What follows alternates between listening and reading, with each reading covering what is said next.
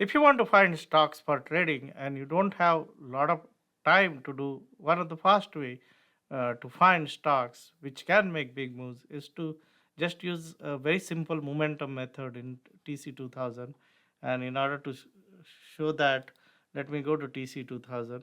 And when you are in TC2000, what you can do is essentially sort it by year to date, and which is just what it does is it finds stocks which are the strongest stocks from the start of the year, first day of the trading. So if you see now, BPT was a stock which is like one of the number one stock which went up 323%.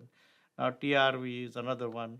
Now here is a stock which is number three in terms of YTD growth, right? And it's up 290%. This stock was setting up very nicely here, going sideways, right? And this is where, like, on this day also, it was up or now down only 0.48%. And that's how uh, it came to my attention. And then it had a breakout and it made a 12% move in just one day.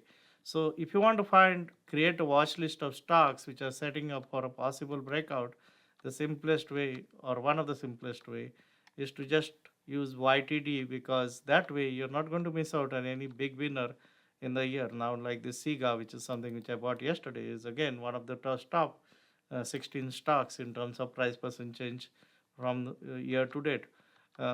If you can focus on just the top 25 or 30 stocks up the most year to date, you'll find a lot of opportunities both on the long and short side, because most of the stocks which go up a lot can also go down. So if you are serious about making money, use this simple method and focus on the top 30 stocks by year to date growth, and that way you will ensure that you don't miss any big moves.